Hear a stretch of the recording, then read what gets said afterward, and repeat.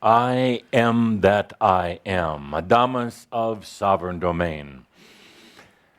Welcome to this classroom and laboratory of the new spiritual energy. On this beautiful Sunday, November 8th, 2009. Dear Shambra, welcome. Now, I'm going to begin by a little bit of opening the eyes, but not just Cauldre, each and every one of you. I'm not just talking about your physical eyes, but rather your spiritual eyes. So take a deep breath, open up. How long have you been shut down? How long have you been playing the human game? Oh, a long, long time. It's a wonderful game, an incredible game. I played it. I even play it with you sometime. But you come to a point where the game gets old. You call out to spirit. You beg to spirit. You get angry with me. And you say, there's got to be something else. There's got to be more. And that's where we are right now. We are this group called Shambra. No barriers, nothing to join, no initiation, nothing to do, other than some occasional breathing. But here we are. I have to say it's interesting with my peers and cohorts on the other side. They know that I'm very actively involved now in the Crimson Council. They know that I have come in to take over where Tobias left off. Tobias, so let's take a moment just to breathe for Tobias. Well, he was back in the human condition, and that needs some breathing.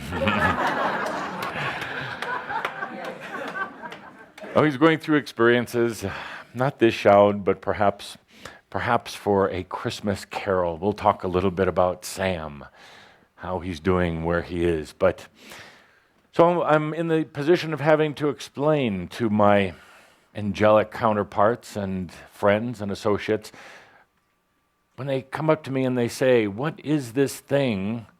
Somebody left their pakawa out.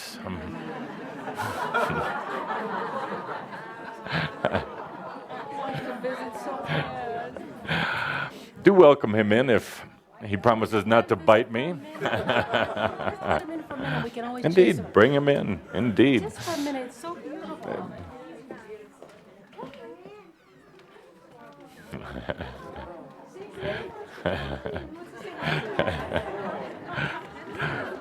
Oh, you're beautiful. Right here. I'm sorry, he's busy sniffing crotches and mine is not available at this moment. Certain things we just will never put a channeler through. So I explained to my friends, what is Shambra, they say. And the angels, by the way, don't know everything. You have this misconception just because you're dead, you know everything that's going on. Do you realize what experts humans are in blocking themselves from the spiritual beings? Even God can't see you, can't hear you, can't look into your little thoughts when you're blocking yourselves. And most humans block themselves about 82% of the time. 82. I love numbers. So, I try to explain what is Shambra when they ask me, what is Shambra? There's really not a lot of definition for it. It's obviously not a religion. I know who you are.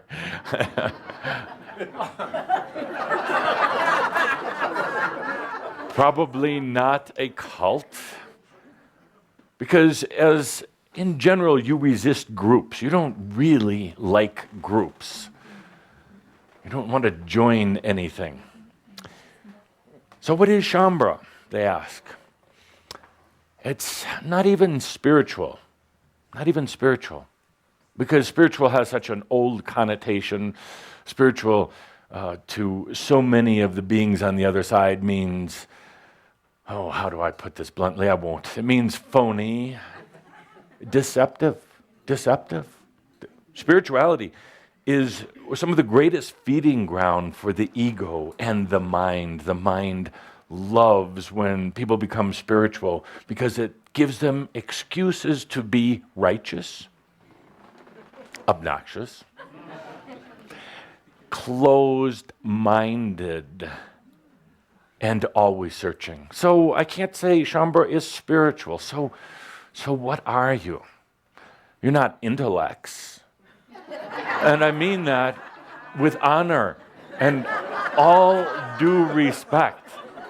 No, you don't want to be intellects. Intellects so stuffy, so into themselves, so condescending. You can probably tell I used to be an intellect at one point. Not anymore. You're not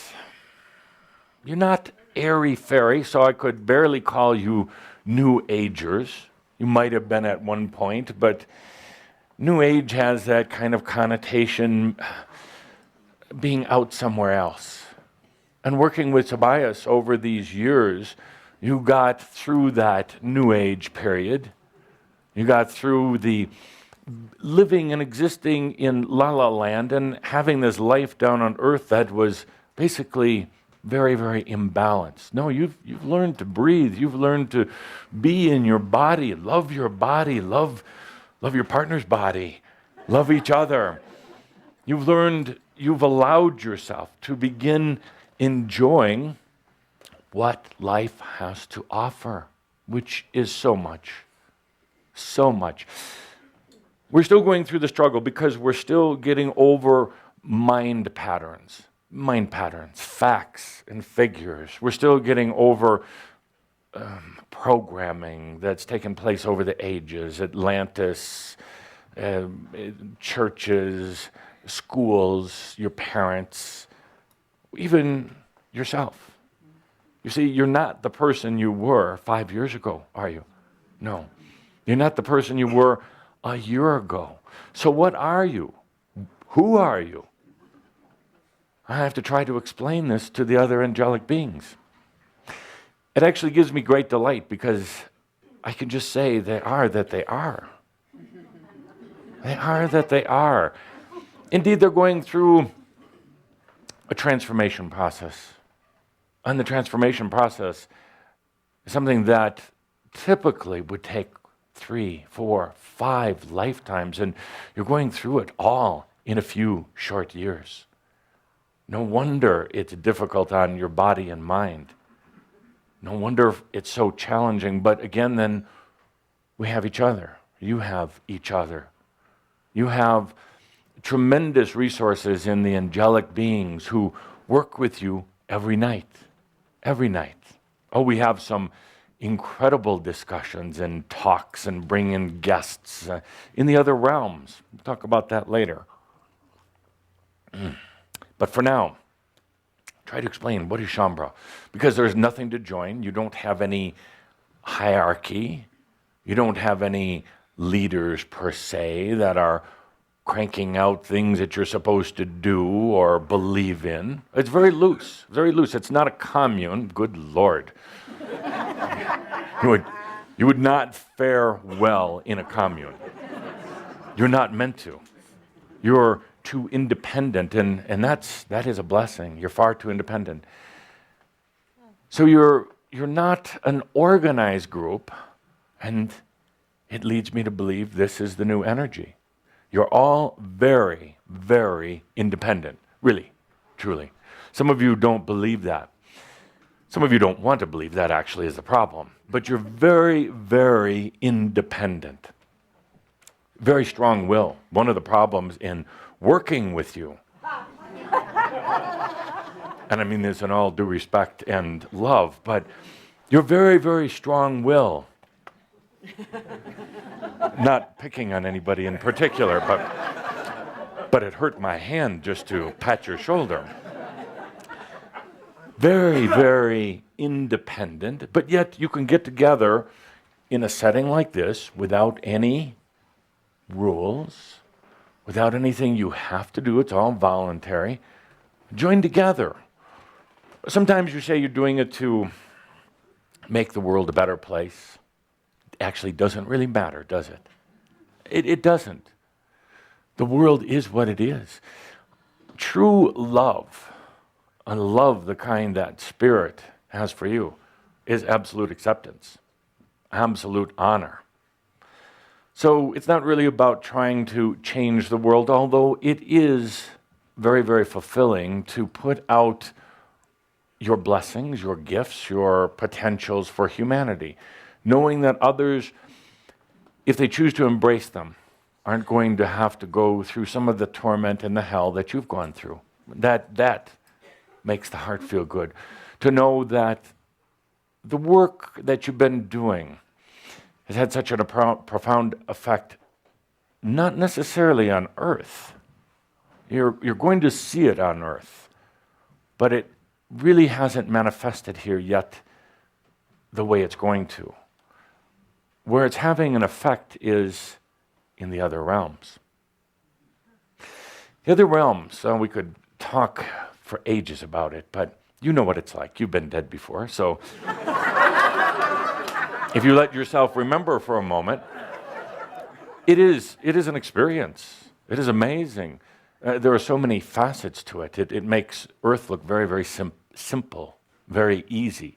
Because in the other realms, there is anything that you want, anything that you can imagine, any game that you choose to be part of, any reality. Yes, you can go to heaven on the other side, but it's one of millions of heavens. Churches create their version of heaven, and their devout members go there when they die, up until the point they realize that heaven kind of sucks. Because it's based on human parameters. 72 virgins? I don't think so.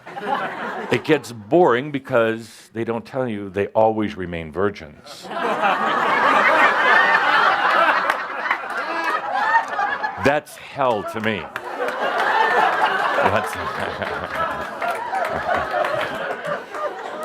So what is Shaumbra? I tell my friends on the other side, this is a group of humans who can laugh, who can experience, who are expanding, who are getting out of one of the most principled and structured type of qualities or attributes that humanity's ever had, and they're doing it with relative grace and ease. That's the mind, the mind. Again, not to say bad things about the mind. It was a brilliant creation by you when you came to Earth. I had to have a mind to deal with 3D or whatever reality you call this, to deal with this reality on Earth. The mind was developed to help you stay here in the physical body and to make the best of this reality. But we're going beyond that now. We're expanding into something very, very beautiful. So Shaumbra, this group of new energy pioneers, this group of beings who have had so many experiences here on Earth and in the other realms, a group of people who have been leaders in their spiritual families, leaders in your spiritual families, the ones you who left your spiritual family to go it alone, but knowing all the time that it would have a profound impact on those that you left behind. A group that in recent years, a group you, who have actually disconnected from the spiritual family from which you came, whether it was the Order of Sananda, whether it was the House of Michael, Gabriel, any of the other archangel houses where you were leaders. You eventually, in recent years, disconnected from those for a couple of reasons.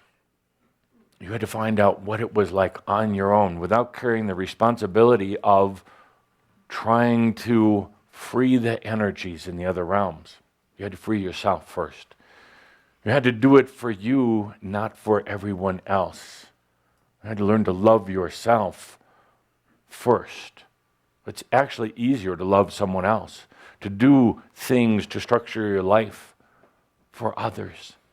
Very much easier, much easier. But when it comes to doing it for you, and when it comes then to all of the doubt, all of the outside criticism, all of the wondering whether you're worthy, that's where you really get into the deep energies, get into your true self. So I say to the beings on the other side, this is a hearty, truthful, gritty, loving group of angels who are pioneering into the new energy, not knowing what it is. It would have been different if we could have given you a book and said, Kathleen, here's what the new energy is. Now, do you want to be part of it? It would have been much easier. But here you're saying, I'm going to go into it. Damn everything. I'm going to go into this new energy. So, I'm so proud now that I've had these couple of months with you since Tobias has departed. So proud to be side by side with you, every step of the way. I have my ways and my style. I do it to get the energy moving. I do it to get you into a bit of anger sometimes, a bit of shock, humor when I can. But I do it because I love you and because I'm enjoying the journey probably more than you are. Probably more. Let's take a deep breath today as we get into our discussion. Let's talk first about pakawas. I know we've had this discussion before, but the pakawas are an extension of yourself. They're a creation of you. They're an aspect of you. As Caldra said earlier, yes, it was brilliant on my part to create a non-human aspect, an animal. Why? Because you love animals more than you love humans. Quite simple.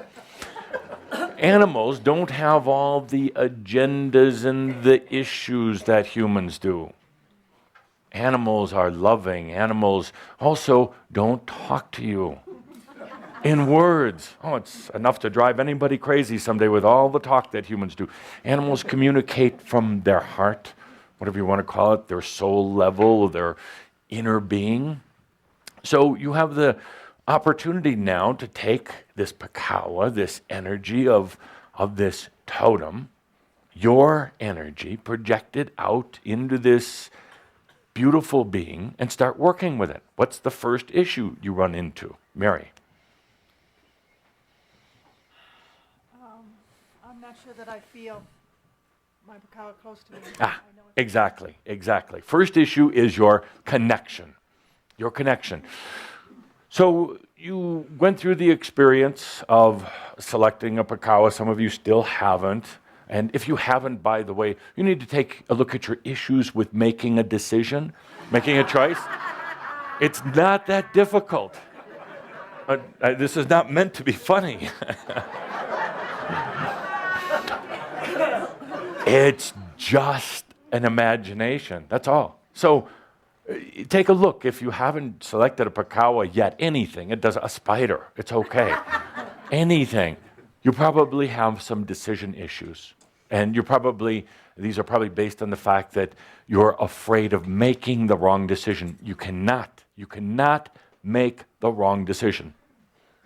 Try it. Don't hurt yourself too bad at first. But what happens now, and I won't get into the deep physics of it, but because of the way you have changed your energy, and because of the fact that you are going beyond vibrational reality into expansional reality, you can't make a wrong decision. You can think you made a wrong decision, which seems very real sometimes, but ultimately what happens is your own energies, your own consciousness will self-correct. And you can resist it and you can pretend it's not there, but it really is. It really is. Trust me. No, actually, don't trust me. Trust yourself. Trust yourself. Absolutely. So everything rebalances itself. The important thing, as was discussed earlier, is at least you have some momentum going. You have the pendulum swinging again. How long has it just been hanging, doing nothing? Hanging, and now it's swinging again, but unlike your regular pendulum, it doesn't just swing back and forth. Now it swings up and down, swings in circles, swings both ways at once. That's the new energy. Perplexing, but only if you're stuck in your old mind. So, your Pakawa is this extension of yourself, and it's this energy of you. It doesn't belong to somebody else, it's you. You're learning a very important, basic new energy tool, energy management. You're not used to managing your own energy. You're used to worrying about it, fretting over it, planning it, hiding it, playing with it, but managing it. So you create a Pakawa, a totem, you make that connection with it. And that's what we've been doing up until now, connecting with it, feeling it. It's there right now. Take a breath. Your Pakawa is right there. You are right there. It's part of you. It's right there. A lot of times it's in a kind of a neutral mode, just waiting for you to direct it or guide it what to do. Some of you have given it very specific desires, instructions, and said, be on surveillance all the time.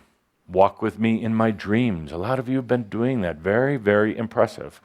Walk with me in my dreams.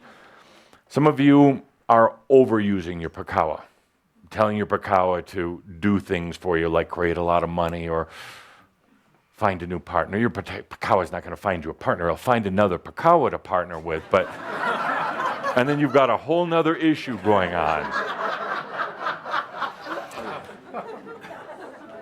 But the Pakawa is there to help you to understand how to send yourself into the other dimensions, how to manage your energy, how to connect with aspects of yourself. It's a very valuable experience. Now, this isn't something you should do just once in a while or once a month when we get together up here. Work with it daily. It's amazing. You're going to find out how brilliant the Pakawa is. And if you have chosen, for instance, a squirrel as your Pakawa, you're going to notice something else. What happens to the squirrel? Kathleen, not to pick on you, but It can change into something different? absolutely see how brilliant you are. Repeat what you said, please. It can change into something different, and it will. Interesting observation about new energy. Just because you said, let's make the Pakawa a squirrel, you're going to find out that it turns into a dog, or it turns into a bear, or a dolphin. It starts adjusting to the energies of you and the energies around you. So it's going to start changing forms. You might even find out that it turns into a human. It turns into an alien type creature. It's going to start going through your past and your future and start to pick energetic attributes. And it's going to be like a chameleon. It's going to shape shift. It's going to take on new attributes to absolutely serve you. This is the beauty of the Pakawa. It generally will come back to the form that you initially created it in. If it was a squirrel, it comes back to a squirrel, up to a point. And at some point, it's going to say, I'm no longer a squirrel. I'm going to evolve into something else. And maybe it's not just another animal. Maybe it's going to evolve into something so different that you're not even going to recognize it through your old mind. That's an interesting point. When you get to that point, don't try to force to redefine it. Allow it to start taking on those new shapes, and those new forms. And you may see it as having an animal-type head and a spirit body, a non-physical body. It could do all sorts of strange things. It's all a way of saying, expect the unexpected, because you're in the new energy. And the new energy, damn it, is different than old, and you want it that way. What if this journey was just about continuing on in the old energy? Just trying to be a little richer, a little smarter, a little better looking, a little sexier? I think you would be frustrated. No? Yes, yes. Please tell me yes. So, let's take a moment here and feel the energy of your Pakawa. Connect with it. It's been on the outside. It's been in the other realms. It's been there all the time, with you every step of the way. It didn't dissolve away, float away somewhere. It's waiting for you. Let's take a different direction with the Pakawa today. Let's go inside, into your body. I say, well, how am I going to fit that big fat elephant into my body? A, it could shift and shape into a different form. B, who said that an elephant is bigger than you? Who said? Somebody said elephants are huge. So you think, well, I can't put that elephant, my Pakawa, in my body, I'll explode. Maybe not. Maybe you can transform or transmute, or it can, or both. You're going to ask your Pakawa to go into your physical body. Why? Because you haven't been in there in a long time. You haven't. You let doctors in there. You get these probes in different parts of your body or let them cut you open, but you haven't been inside your physical body. You don't necessarily like going in there. But the Pakawa, a part of you, will. And what's it going to do? Nothing. Not today.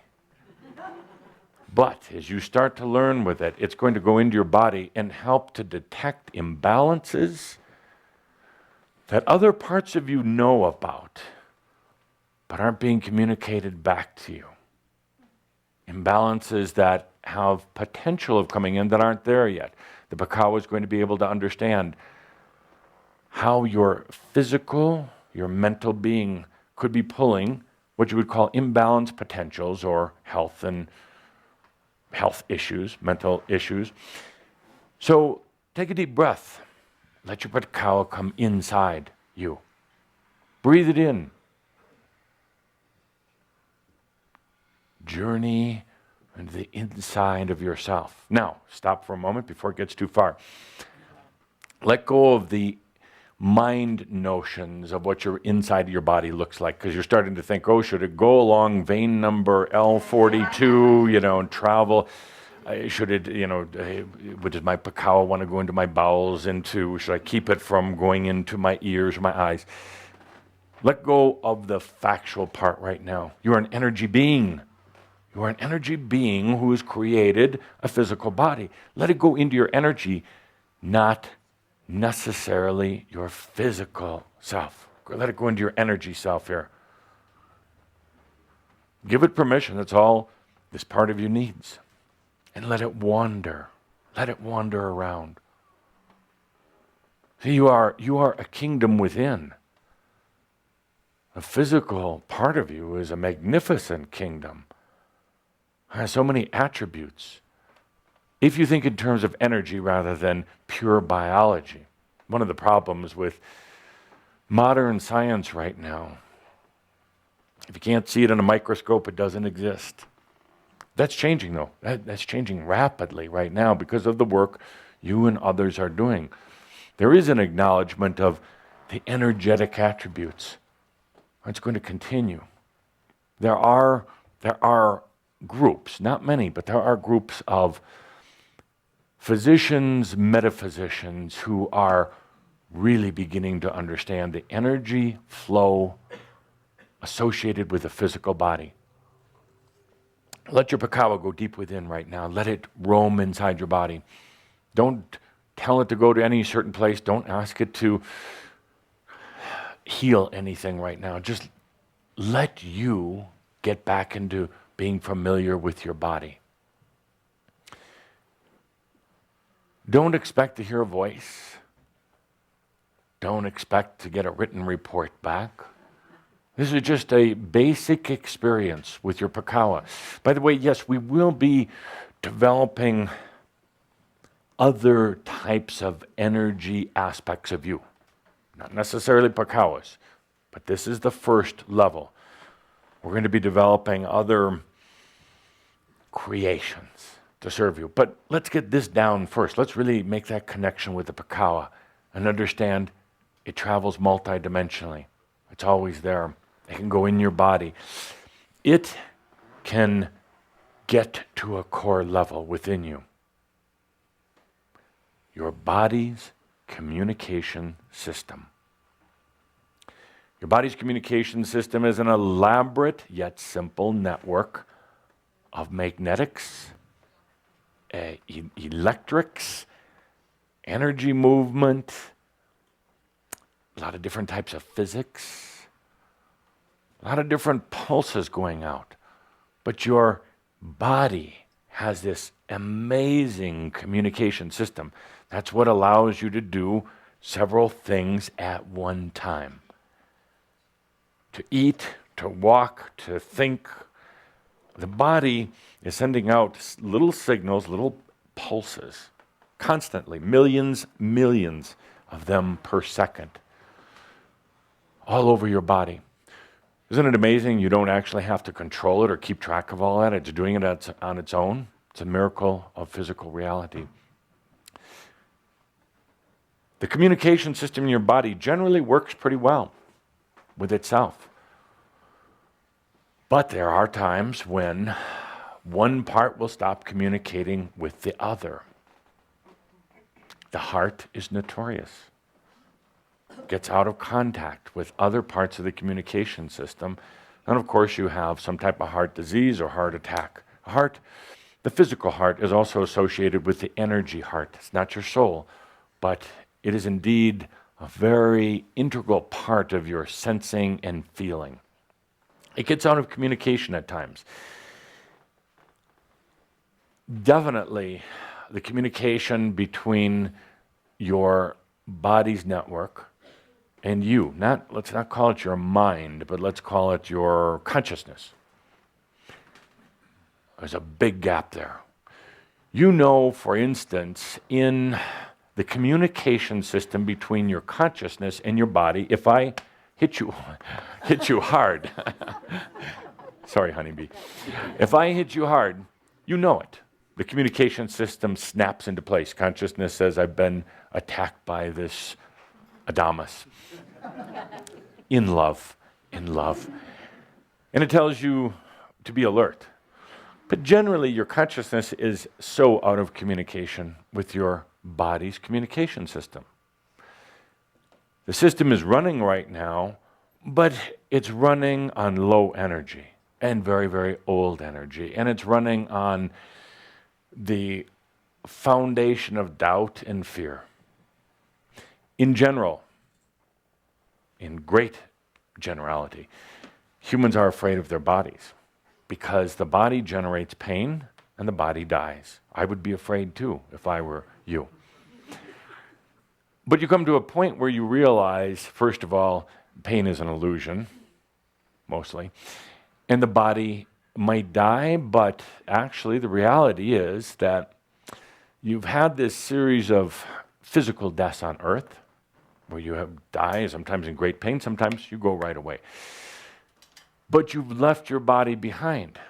And a new energy, it's not necessary. You take your body with. Not that you need a body on the other side, but you take all of its energy components, all of the wisdom in the body, contained in the flesh, which is just energy, and you bring it with you. Why? Well, a couple of reasons. You look better on the other side. No, you actually do. The beings who have never had a physical lifetime on Earth, they're kind of floaty, you know, or just kind of fluffy, not very defined actually. Yeah, you see some colors in their energy, but they're not really that defined. If you've been on Earth, and particularly if you've learned to Bring your physical body with you. You're very defined. And that's really cool on the other side. They can't buy that on the other side. I don't care what fashion rules are up. And they want it. And then you laugh because you say, it's easy. It's right down there on planet Earth. Happy journey. See ya in 10,000 lifetimes.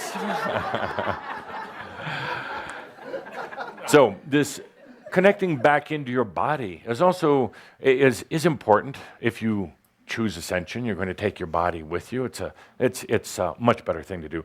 Nothing worse than having your old bones buried in the ground. It's a sure way, a magnetic way of pulling you right back in. If you've got your bones in the ground and there's still energy in those bones, it's going to cause another incarnation. Actually, it's probably one of the greatest causes of reincarnation. Even when the being doesn't want to reincarnate, their body sucks them back in. That and jilted lovers. So, pulls them right back in. So, your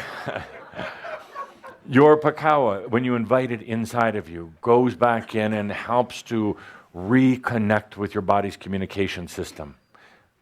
The communication system doesn't speak a human language, doesn't speak French, unfortunately, doesn't speak English, but it creates a dynamic and a pattern and a familiarity. And I want you to get back to that. I want you to get back to being familiar with your energy body. Again, don't start studying books on biology. You don't have to go to med school. This is about the energetics of your body. And it's about the ability of reconnecting with that part of your body that always has and still does know how to rebalance itself, to regrow limbs. It's built right in, and there's scientific proof of it. But more than anything, energetically, it's absolutely there. It's been put away, been locked away, been considered one of the great mysteries, and it's not. It's not. It's about giving permission, and it's about reconnecting with yourself. Your body heals itself. Now, if you're doing it only so you're going to be a few pounds lighter or look a little younger, you may want to reconsider. But if you're doing it to repair or rejuvenate your biological system so you can spend more beautiful years on Earth, enjoying what you forgot to enjoy previous 1,000 lifetimes to this, then your body's going to say, yes, yes. And you're going to take a deep breath and say, I'm here to play. I'm here to enjoy. I'm here to have fun and to be abundant. Abundant in every way, not just money, but abundant in every way. This is the natural way. This other way, the suffering, the lack, the disease, that's not natural. It's not natural. It's actually a distortion. It's a lie. And it takes a lot more energy to live in that fashion than it does to live as a sovereign being. So take a deep breath and give your Pakawa the blessings to go within, into your energy body. Make the connection with your body's communication network. Now your Pakawa can start connecting this back to the conscious you in this now moment. Don't expect that suddenly your health is going to change. Know that it's going to change. Know that it's going to change. There's one right here. If you don't mind, please stand up. One right here who can tell you the truth of my words. Now, Garrett may put it in different words than what I've just put it in, but he knows that he had to go back into himself. Yes, he had the assistance of doctors and the love of Andra, who still hasn't changed her name. He has the love of Shambra, but he had to go back within, knowing that it's all there. It's all there.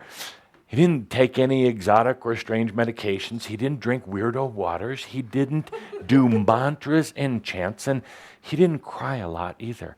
He didn't call out to me other than to play a little bit of new energy chess. That's a wonderful thing. And he went inside and kept it real simple. I am that I am. I always will be. That said something to this body's network and its communication system. He didn't work with a pakawa like we're going to do, but he went in and said, I am that I am. And his body heard that. Thank you. I got the same memo you did. Yes. But my memo said, wear an expensive suit. I don't know. This looks like a yuppie's going camping.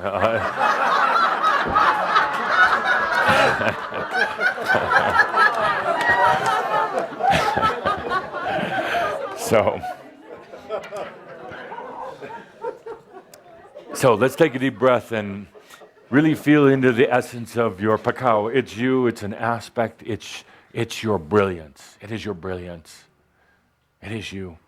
Now, as it goes within and works for you, and as it works for you in dream state and all the time, allow it to start shaping and shifting and moving its form and changing. Again, don't expect that it's going to talk to you, but that doesn't mean it's not going to communicate. There's a big difference. Talking is a very, very crude form of communication, extremely crude. It would be the difference between one person singing out of tune versus a huge symphony with hundreds of talented musicians and singers all joining in together.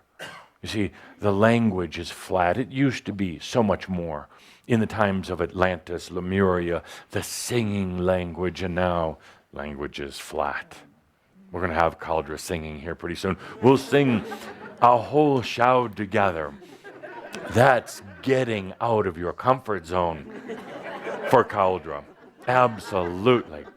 So, now, take a deep breath and just let the pakawa do its thing. Let you do your thing.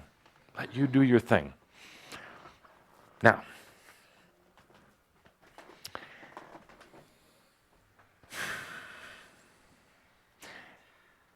if you were captain of a ship, would you basically have control over your crew? Would you tell them what to do, how to do it, when to do it, and what they're going to get paid for doing it?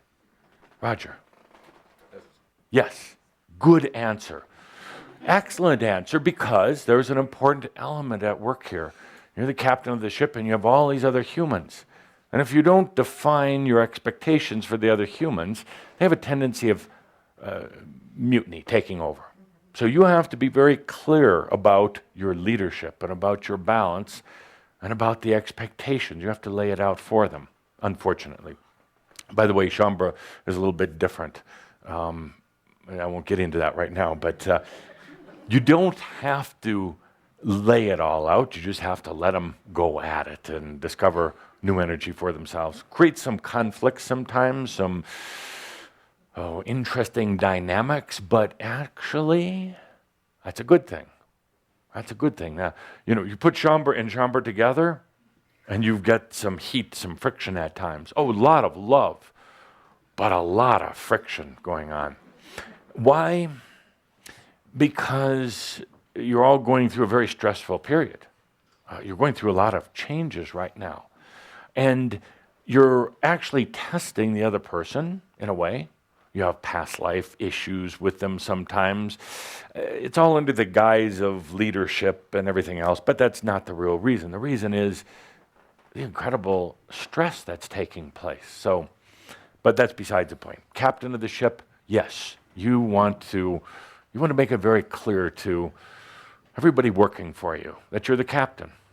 You're in the top. You call the shots. Now, the question is, with captain of your own ship, you, your body, mind, soul, your aspects from the past, every part of you. Do you exert control, Timothy? Acknowledge yes. No, you don't. But thank you for answering. No, you don't. But, and I'm using this as an example, not trying to pick on anybody, but no, you don't, because it's all you. You don't have other humans in there. You don't have their agendas and their desire to feed and to have power, take power away from you and all the other things that humans do. This is you. You're captain of your own ship. You're the boss. You're the sovereign being. You're every part of you, every part of your body and your mind and your spirit absolutely loves you. Other people don't necessarily love you, but every part of you loves you. You've gotten out of communication with the other parts of yourself, gotten out of, because of the way things have been done, they don't respect you. These other parts of you don't respect you like they used to, or like they would like to, but they want to. And to make it all the more difficult, you don't trust yourself anymore. So you've really fallen out of grace with yourself, with these parts of you. And that's why a lot of the communications in your mind and your body and definitely your spirit have shut down. Definitely with your spirit.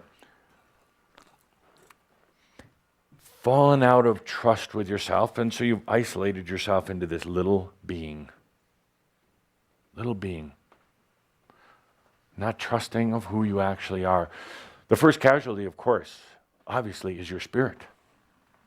Your soul. It's not that I hear sometimes say, we forgot on purpose. Now, come on, please. Really? You forgot on purpose? You wanted to forget who you were? Who told you that? Why did you believe it is actually the real question. No. You got out of trust and communication with yourself. So you fall out of any sort of connection with your spirit. It's still there. It's still there. Always has been.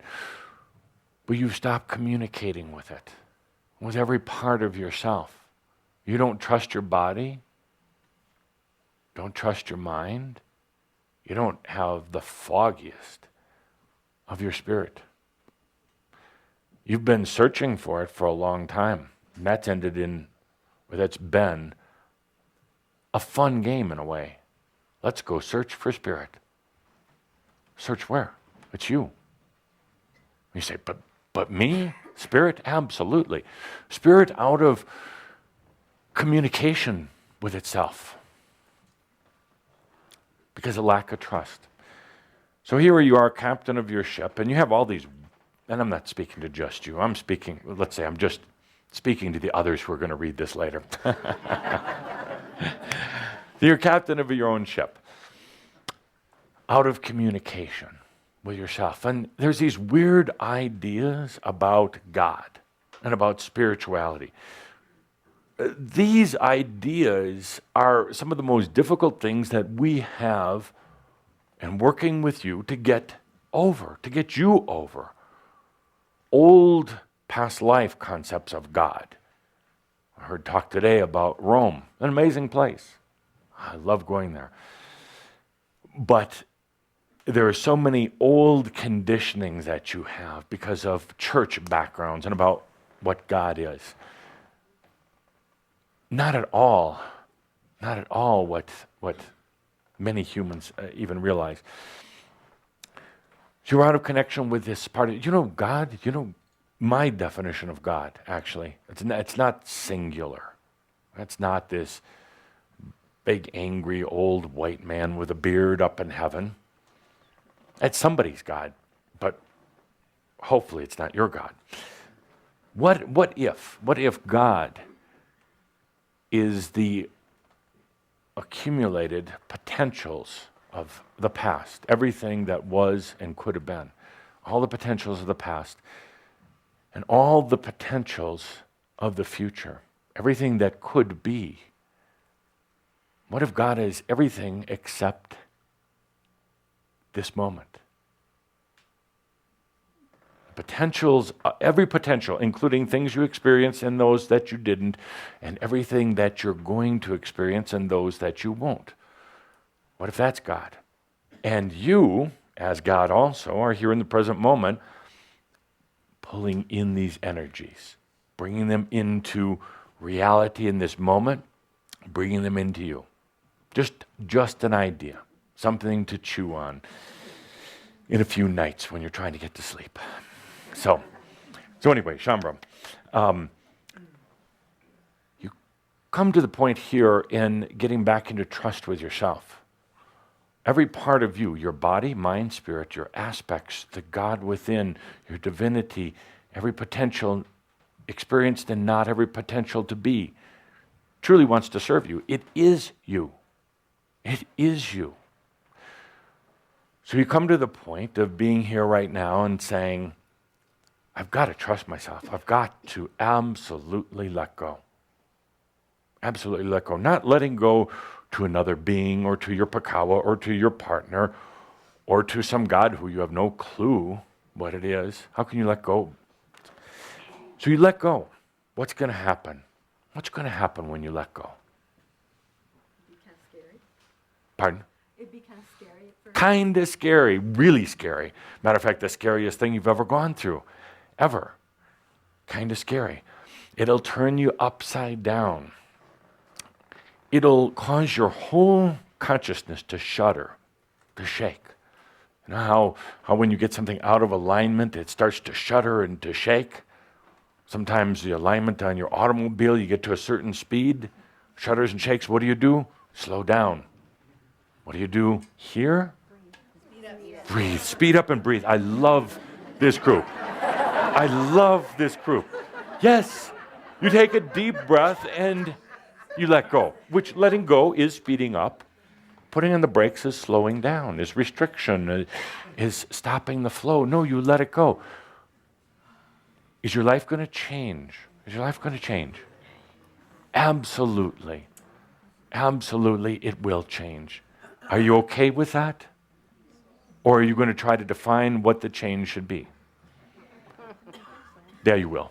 You'll definitely try to define the change. But that's okay. That's okay as long as you know it's not going to happen in the way the human part of you necessarily expects or wants. In one of our upcoming sessions, we're going to talk about the difference between your human creation self and your soul self and why there's an apparent contradiction, at least in the short term.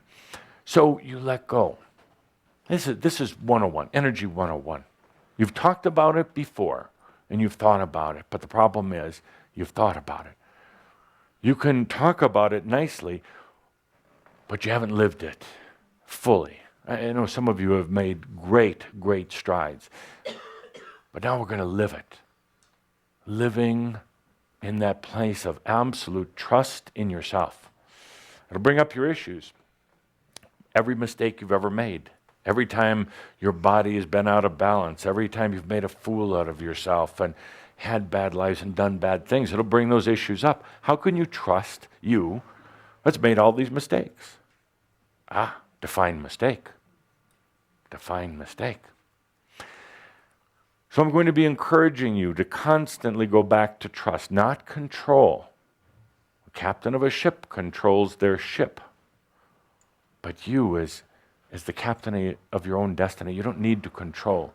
You're going to turn out to be the dreamer, the creator, the imagination being, and let all the rest of the parts do their thing to support that. It doesn't need a lot of structure. It needs heart. It needs feeling. It doesn't need the brain looking at how to create patterns to get a few extra dollars in your life. This is about living in passion, manifesting in a much simpler way, much simpler way. But let's take a deep breath together. So, since we were talking about fashion before, David, what color is the shirt that I'm wearing? Are we going to do this short answer or we should have Indeed, the mic? Okay. indeed. Linda will run with the microphone. Blue, indeed. Yes, it is. And to Gabriella, where are you right now? Here, Here. Where is here? here in my now, What do they call this? Cold Creek Canyon. Coal Creek Canyon, absolutely. And Elizabeth, run, run, run.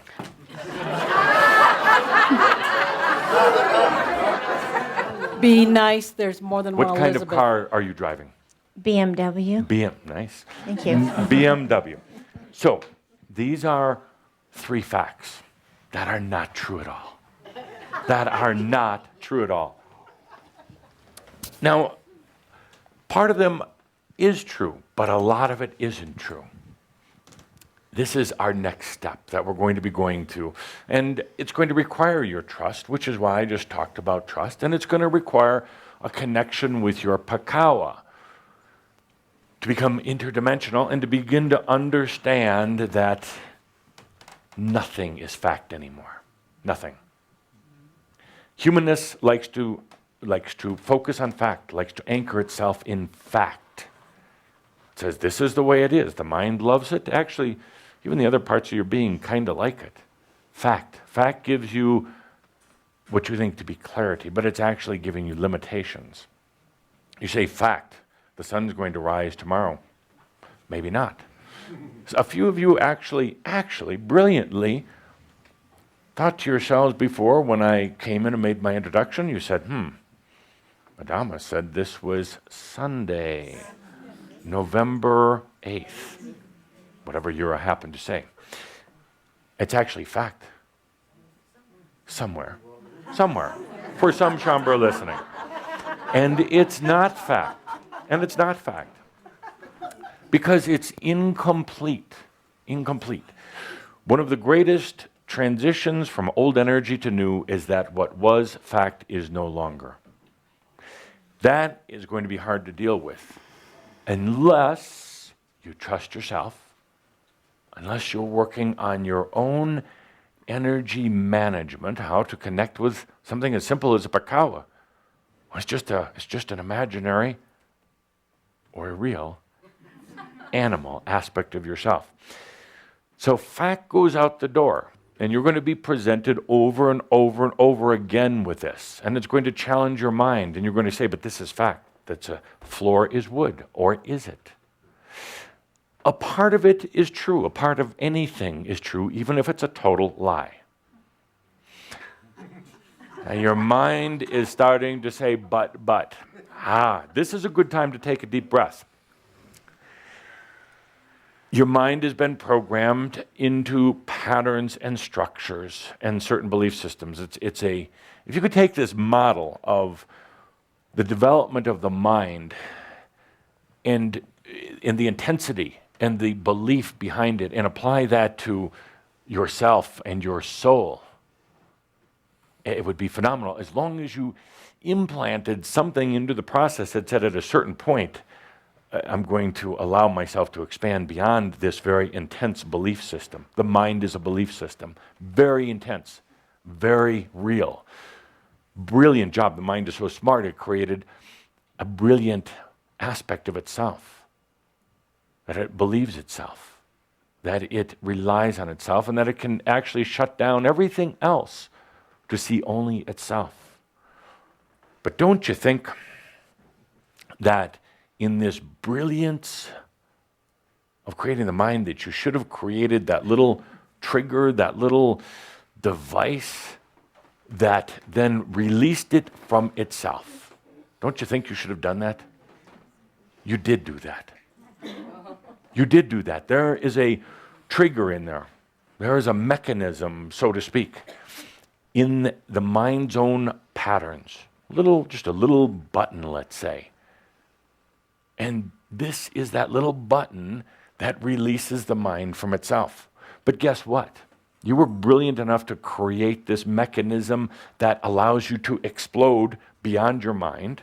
And I say explode because that's what it's going to be. There's so much energy tied up in the intellect, in the mind. It's going to explode when you open it up. But as smart as you were in creating this mechanism, this release mechanism, the mind is really smart because you created it. And the mind said, don't ever touch that button. So we have an interesting catch-22 going on here. You know it's there. You feel it. You know the release from belief systems is there, from structures is there. But you posted a guard at the gate. And you told the guard not to believe any bullshit, that you told it, no matter what. So if you show up at the gate with the guards, whole army guarding it, you show up and say, hey, ooh, it's me, it's time to go. They're not going to believe you. It's a brilliant game. But who is the God? The guards? No, not the guards. You are.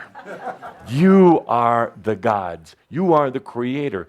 You are the one who can choose your own reality. You can choose anything you want. You can override any programming, any tapes, any belief systems, any conditioning, simply by taking a breath and trusting yourself. Taking the breath is easy. Trusting yourself, very difficult. Very, very difficult. Or not. Or not. As you continue venturing into the new energy, and there's tremendous support here for all of you, but as you continue into this, you're going to find out that fact is no longer. Everything that you were told about physics and science and medicine and architecture and engineering and television sets, anything is no longer. Because you're seeing only one aspect or one potential of whatever it is, and there's so much more, so much more. The shirt may appear blue to you, but truly, in the other realms, the eyes looking at this in the other realms see this as something totally different. Either they don't see color as defined in the human physical nature, or they're going to see this blue as more of into the yellow tones and possibly green, depending on where they are and what they're doing. And they don't see color. In the other realms, they don't see it like you do. So, is it blue? Ask an angel. He'll tell you, hell no. That's probably orange. Who knows? And on top of that, it's difficult for them to see because they look at energy patterns. They don't see physical reality. I'm about as close as an angel gets to being and seeing in physical nature because Cauldre has allowed the eyes to be open. So now I'm still seeing your energies, but I'm now seeing these beautiful faces. So all fact is going to start slipping away. The intellect is going to start dissolving away, and you're going to feel desperate and stupid at times. You're going to miss appointments.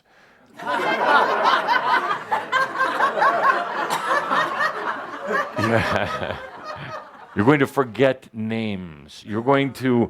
Then somebody's going to tell you, and you're going to believe it for a moment. Somebody's going to tell you, you're getting old, or you're spending too much time in this cult thing that you're part of, or whatever.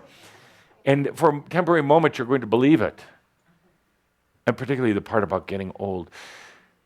But you're not. And don't rush out and buy a bunch of drugs and vitamins and everything else to counter, because your body already knows how to handle all of this if you just let it. If you just let it.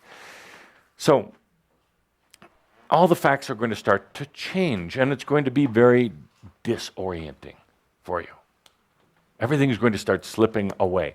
Yes, you'll still have the car to drive, and particularly there's a part of you that has the wisdom to know when not to let the memory of driving a car just slip out.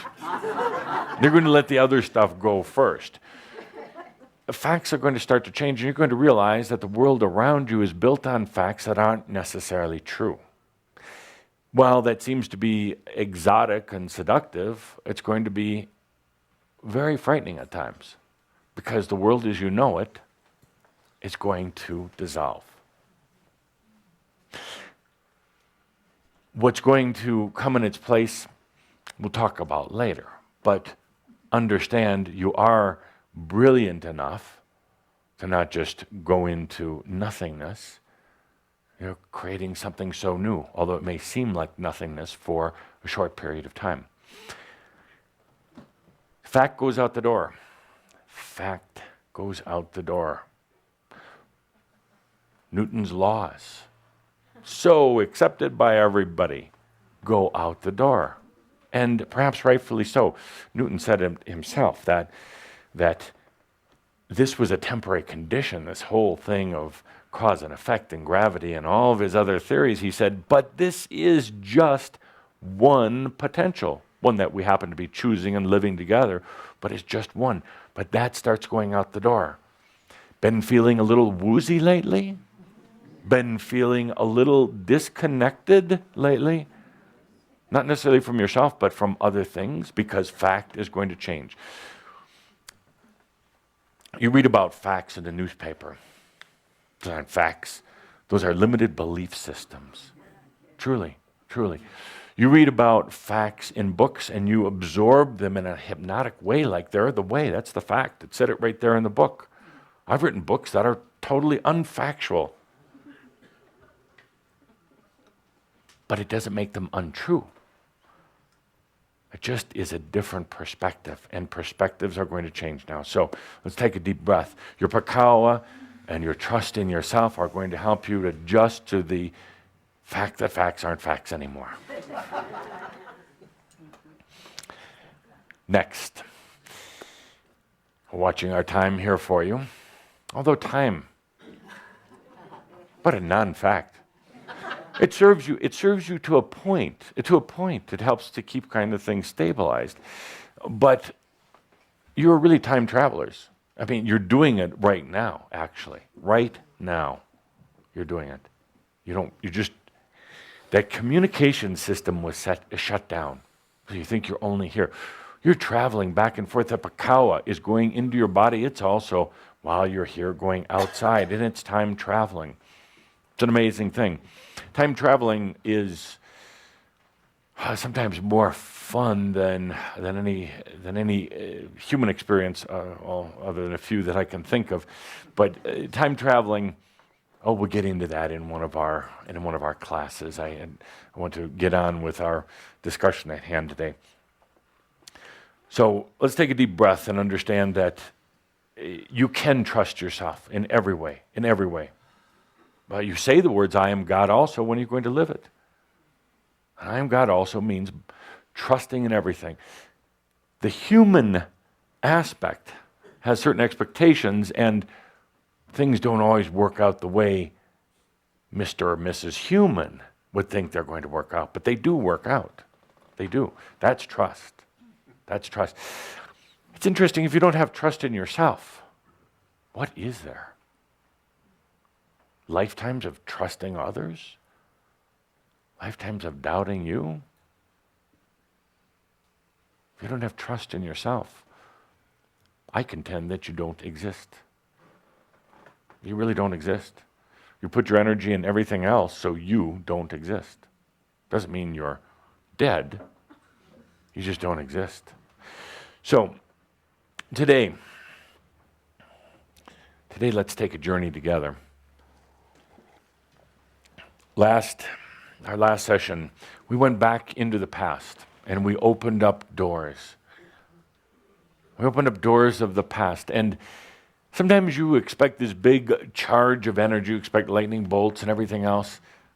Sometimes the changes are at such beautiful and what would appear to be subtle levels, and levels that are out of the range of your current communication system, that you don't realize what's really going on, but it is going on.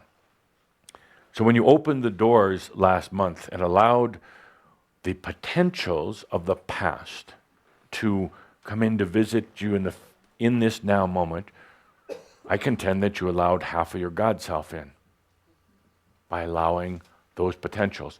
You experienced certain things in the past. You got fired from a job, for instance. That's a good thing. Tobias had mentioned it, and I will reinforce it. Sooner or later, dear friends, you're going to have to get out of that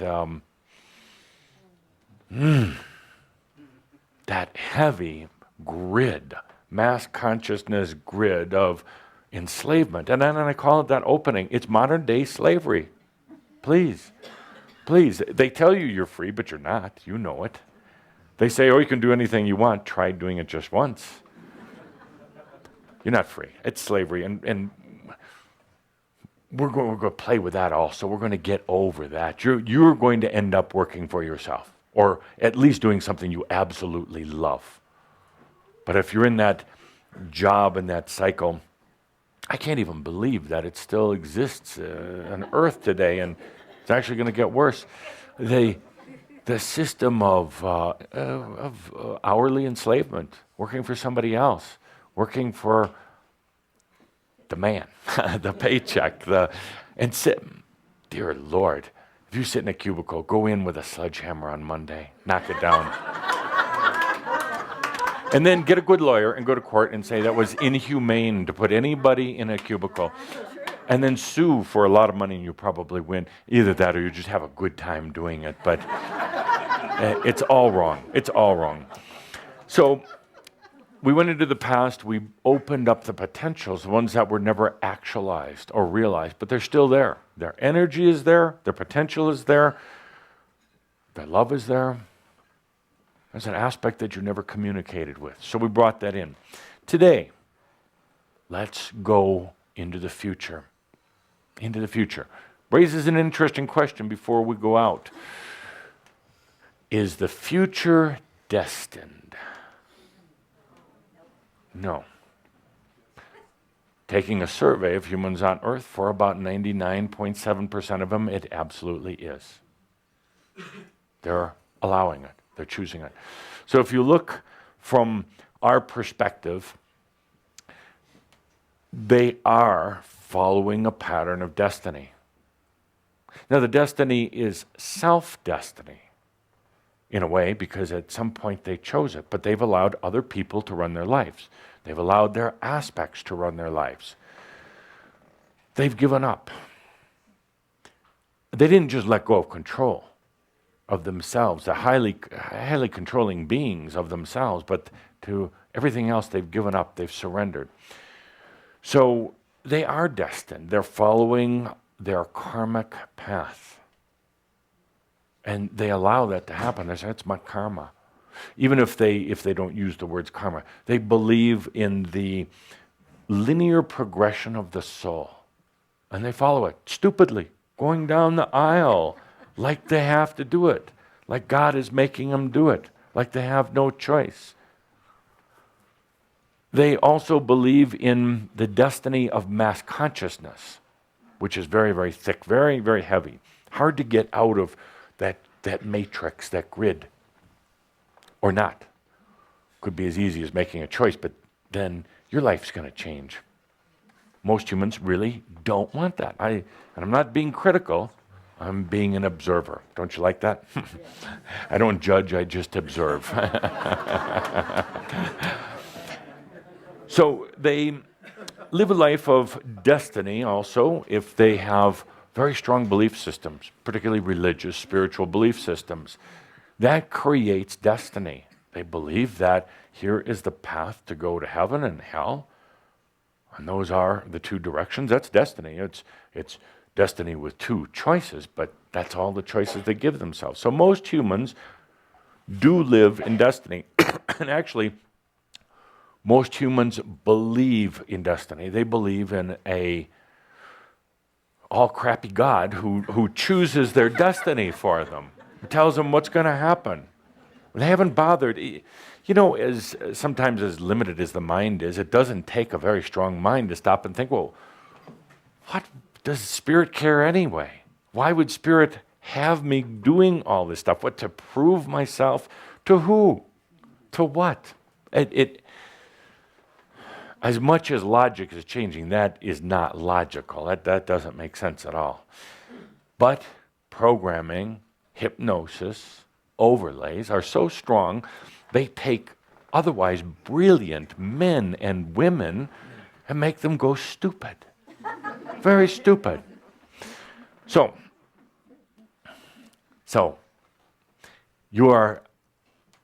most humans live by the hand of destiny, but they don't have to. They don't have to. They're like a fish out of water. Oh, you know what that's like. Without destiny, you know, you've gone through the experience in the past of saying, your guides are gone. There are no more rules. Your contracts have ended. Isn't that destiny? Wasn't it kind of fun for a short period of time, but then it got old? It's a self-imposed destiny. But ultimately, there really isn't any. But if you've been living under the roof of destiny, it actually gets a little comfortable after a while. It gets easy after a while, and you feel naked, exposed, and vulnerable. Very vulnerable when there's no destiny. But there is none. There truly is none. So what's out there in the future where we're going to journey in just a moment? And actually, it really is, we really are going to journey out there. And we're not. Nothing anymore is fact. Very fluid, very, very fluid. And that's a good thing. So what's out there? Potentials. Potentials. Absolutely. Absolutely. There's a field of potentials that lies in front of each and every one of you. That's quite limited, actually. That field of potentials was caused or created by what has come before. Every time there's an action over here, it creates a potential over there. Every time something you experience today is going to create a new bubble of potential out into your future. And so it should be. The potentials allow you a series of choices that you can make. And then you go through life choosing which potential. And generally you're going to choose the one that has the strongest energetic effect on you. Not necessarily the best for you, but the one that is the most seductive. The most seductive potentials are the ones you're going to pick. They often lack logic. They often work in other realms of you. They're very, very seductive. And then you make yourself think that this is a good choice. It's just seduction. So you don't always choose what you really want. I know it seems like a contradiction, but you don't always choose what you really want. You choose what seduces you. And you say, well, isn't that what I want? Well, yes, it is in a warped, twisted, little human kind of way. But we're big angels now. We're getting over that.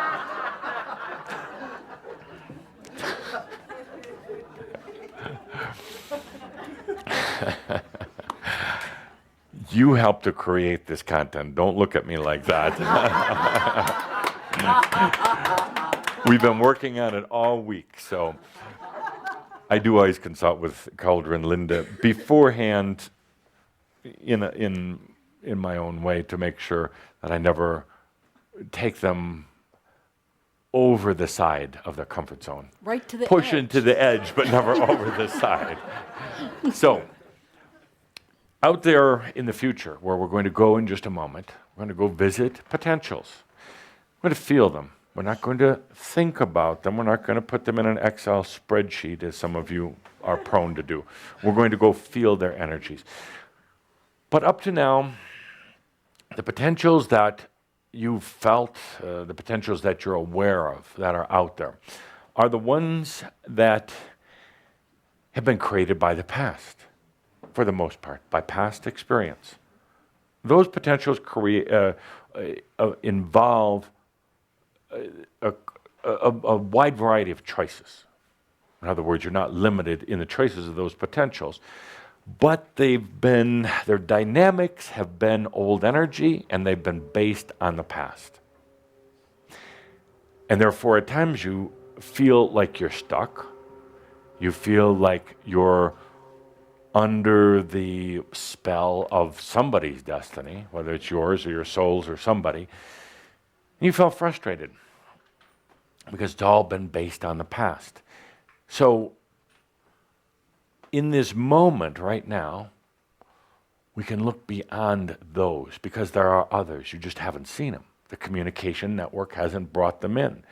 There are potentials that lie beyond the effect of your past.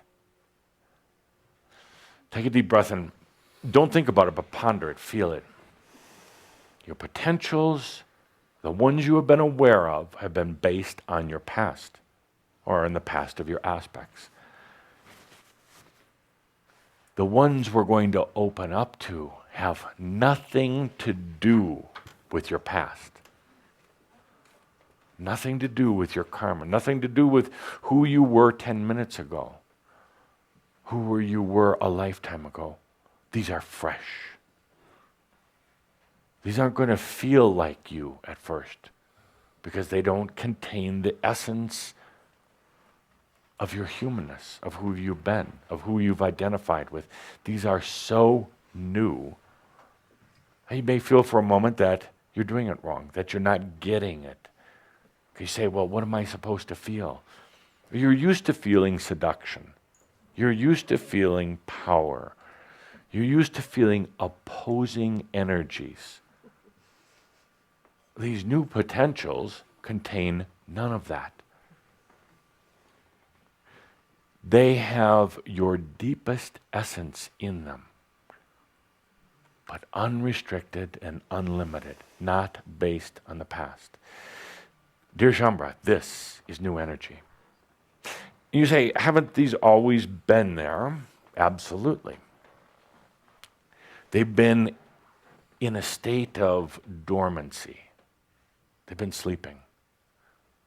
You haven't, even prior to today, if you would have gone in looking for them, you would have never found them. Because you were looking for something else. You're looking for something with other attributes. And you were always pulled away by seduction, your own seduction. So today, whether you choose to keep your eyes open or closed, let's take a deep breath. And let's journey off together into the future. Future hasn't happened yet. Its potentials are there. Future hasn't been written. That's why psychics and seers and prophets get it wrong the vast majority of the time. Why? Why? Why? Because they're seduced before they ever come to truth. Well, seduction is a form of truth, but they get sidetracked. So let's go now. Let's take this journey. Let's go down a hallway together like we did in our last gathering. Let's walk down this beautiful hallway into the future. But as we walk down this hallway, let that fact of the hallway dissolve, the floor dissolve, the walls dissolve, the doorways dissolve. Let's walk down this where it isn't just walking into the light or into darkness. Let's walk into ourselves, walk into you, walk into all of the potentials that have been there. The potentials that were created by the past, they're still there. Let's walk through those.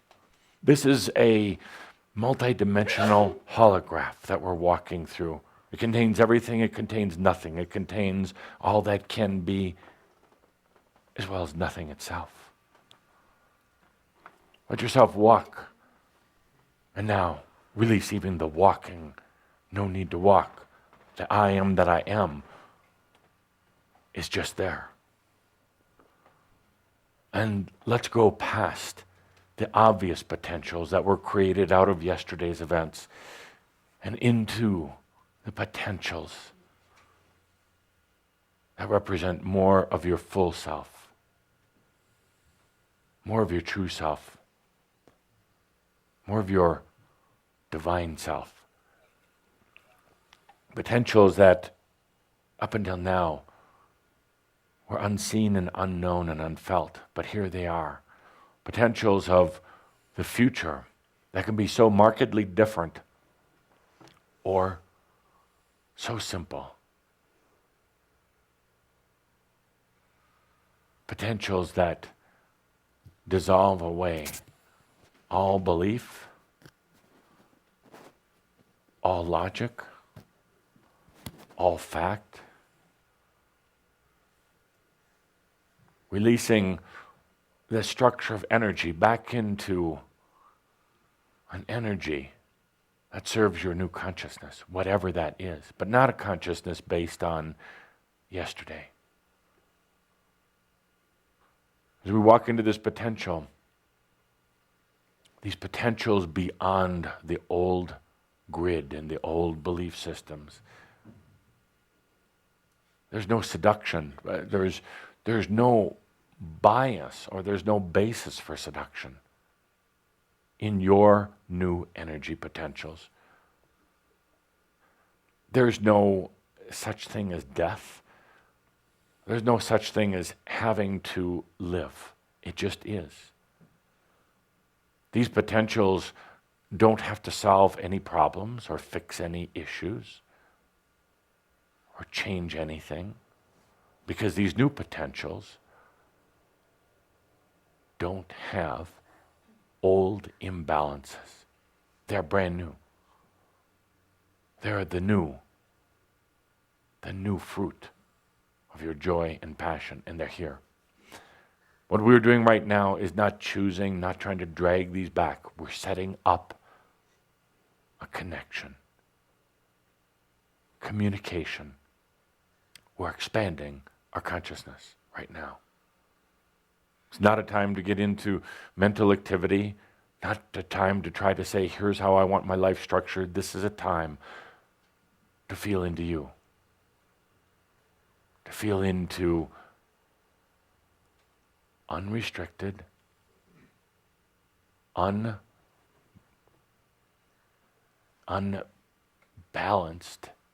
in other words, potentials that have no previous balance or form to them, but they're pure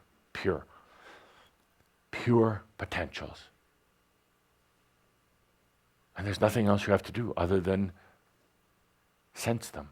You can sense them through smelling. You can sense them through feeling, even hearing and tasting. But more than anything else, just being there, trusting yourself.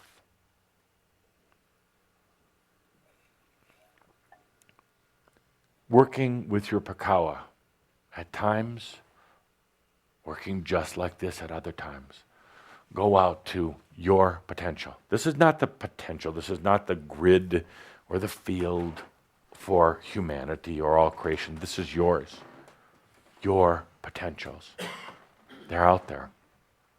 Right now, by expanding the consciousness, we're unlocking, activating, opening up these potentials into your life. In the most beautiful and the most flowing way, these start coming back into the present, into this reality, into your point of presence, your point of choice, your point of actualization. Let's take a deep breath. Feel yourself in the room. At the end of our discussion today, I'm going to ask Andra to do a little extra breathing, and I'm going to ask for a little bit of upbeat music to really ground it back. Or when we expand out like this, we're opening up some systems, some networks, and some parts of yourself that need that. Before I depart today, I'm going to ask you, please continue to work with your pakawa. It's the way to understand how to manage your energy. Remember that it doesn't act or behave in the pattern that your mind would think. It changes, it moves, it shifts, it feels different. The way your pakawa felt yesterday may not be the way it feels today. It changes. when you are confronted with issues of fact, and fact seems to be changing, it's time to go to trusting yourself. There's going to be part of you, and there's going to be a lot of other people that will try to get you back into a structure or a pattern. This is the time to trust yourself, because fact is no longer the only reality. It becomes very multidimensional. So we're going to be very easy to want to run back into the comfort of established fact, defined living. But trust yourself. Trust yourself to venture off into these new territories. That's what we're here for. That's what I'm so proud of when I talk to my counterparts and my associates in the other realms. This is a group that is willing to give it a try, is willing to go into new territory. One other thing before I depart. I'd like to work with all of you. We've been working intensely in small groups, sometimes bigger groups, in our dream state. Dream state is real state. You've experienced that, some of you lately. You wake up and the dream was more real than your bedroom. The dream had more life than this. It can appear a little depressing at times because you say, I want to go back into dream state, but we're bringing all these together. So we've been working together in small groups, medium-sized groups, but now I'd like to work with all of Shaumbra in a single event, and a dream event. And this will be the first of what I hope will be many more that you can organize and do on your own. On the night of, and remember, fact is no longer fact, but you can always choose a facet to experience. On the night of, let us say, November 11th, because you think that's a great mysterious date, 11/11. 11/11/11. There's nothing, I have to stop. There are some significant, interesting things about that date, because the alignment of numbers. What it says is energy moves through the numbers and the mathematics in a different way than if they aren't aligned. But ultimately, numbers aren't fact anymore either. Do you know for every number there are multiple counterparts of that same number? 2. It's not just 2. 2 has dimensions above it and below it, and some of the mystics and the ancients understood this, and they laugh even to this day when they see humans defining 2 as 2. It is part of 2, but 2 has a negative 2 and a positive 2 and a lateral 2 and a infinite 2 and a limited 2, and it goes on with all the potentials. You see, nothing is as what you thought it was. It's more. Much more. So on the 11th, because this will sound good to everybody else, all of your metaphysical friends say, we're doing an experiment on 11/11. Whoa, whoa.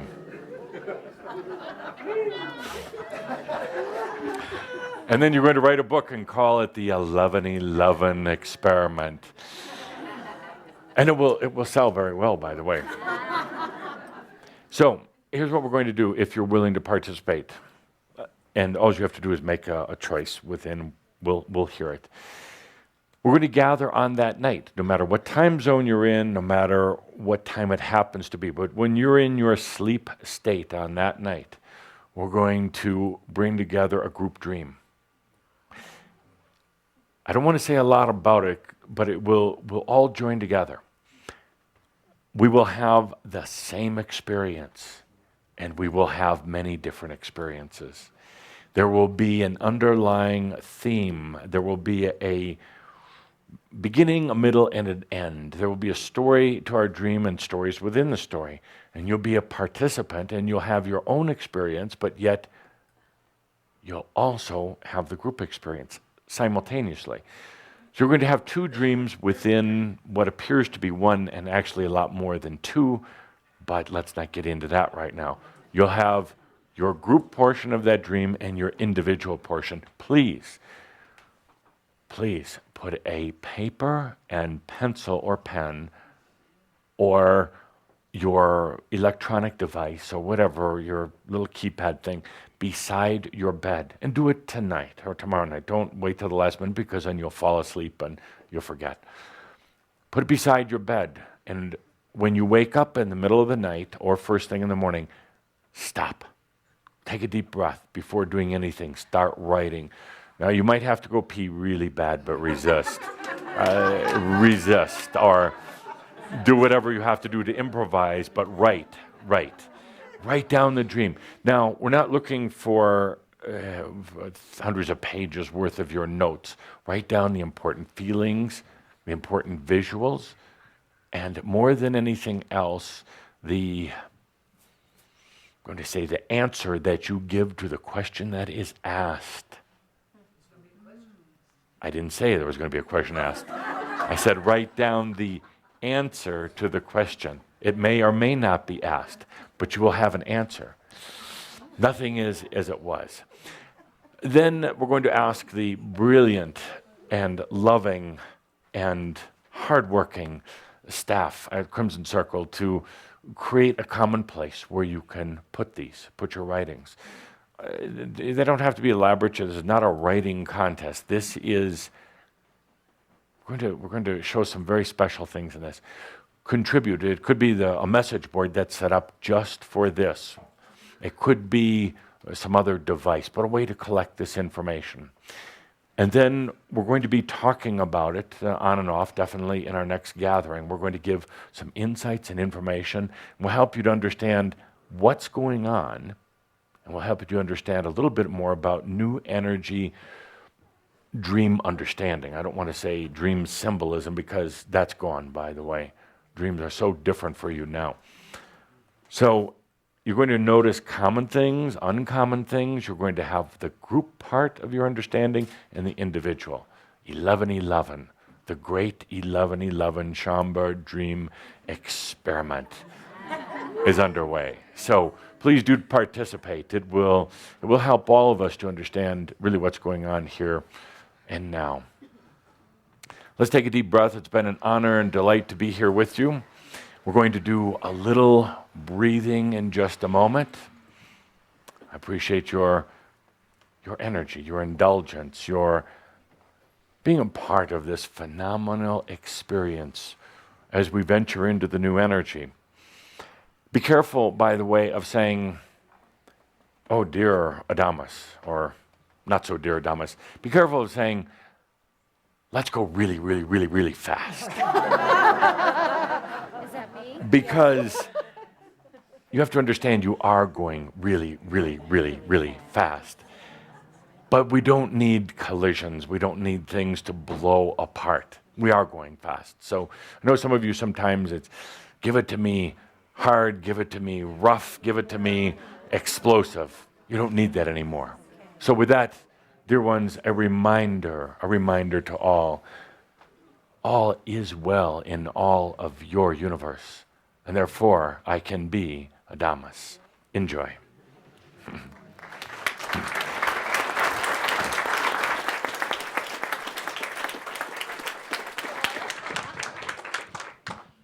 This invitation is for you right now.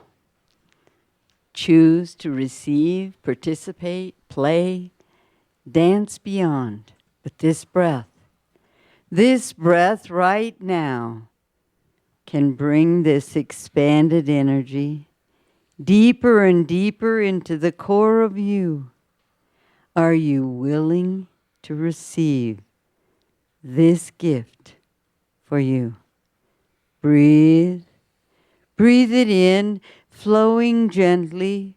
Let it flow, flow gently down, in through your nose, but deeper and deeper, melting your chest, soothing stress, flowing deeper and deeper, down through your ribs, down into this belly core of you, where a brilliant, brilliant sea of love a sea of love that is the sweet, sweet soul of you.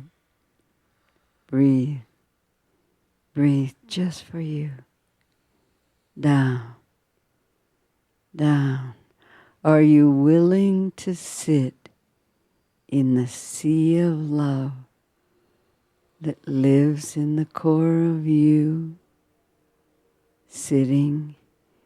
It's like sitting in a great bathtub of warm, warm liquid surrounding you, loving you, holding you so safely as you breathe in this space.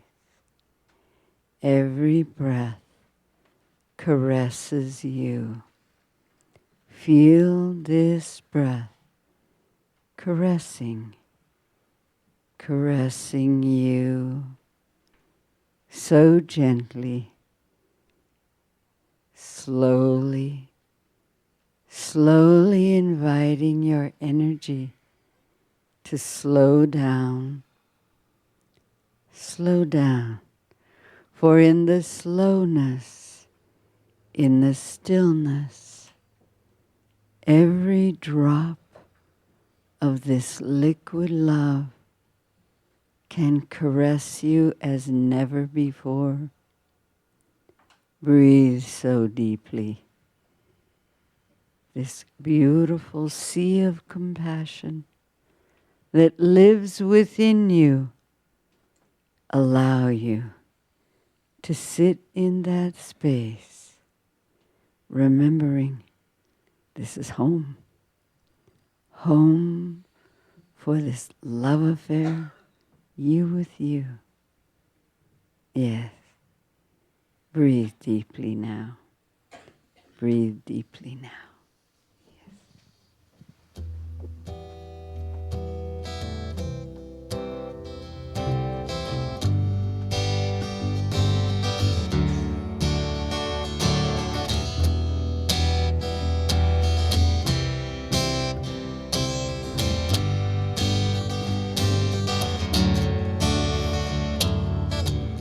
Sometimes dreams can make you see things you never thought could be.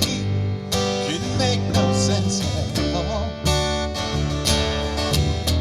When you've opened up your heart, this is where the dream can start. Could be most anything. Dreams never let you down like a